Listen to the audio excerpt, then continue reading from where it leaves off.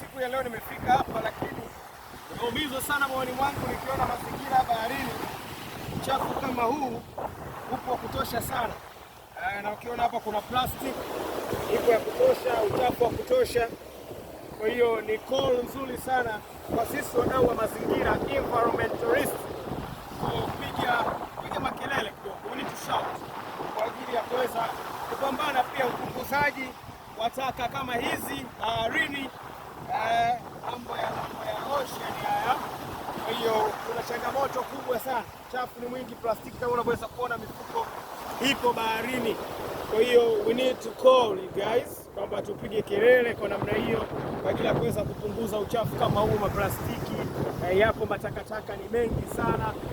So we are environmentalists, no way out, and we need to rise up, we need to shout. This is very, very serious. It's a huge problem around the globe. So tunashauri kwa upande mwingine kwa wadau wa mazingira kuhakikisha kwamba wananchi, the community engagement ya namna hiyo, kuhakikisha kwamba tunajizuia kwa asilimia kubwa kutupa taka maeneo haya ya baharini.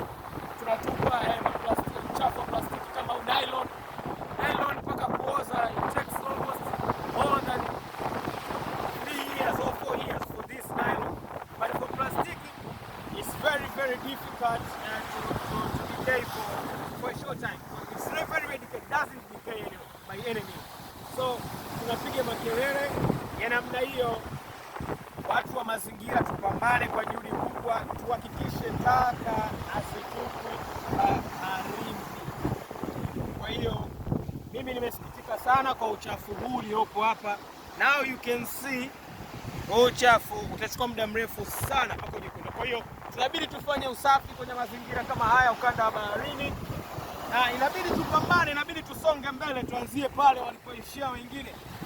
Kama nimeweza kukaa juu ya uchafu huu, hasa nashinda nini kama binadamu kuweza kutoa uchafu na kupeleka sehemu sahihi?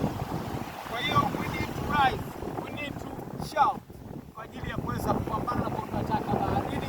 Bahari yetu tunavyoiona jinsi ilivyo ni chafu, lakini mazingira yetu ni mazuri. Tunamshukuru sana Mwenyezi Mungu kupata bahari. Coastal regions zipo za kutosha. Kwa hiyo we need to rise up. Mwenyezi Mungu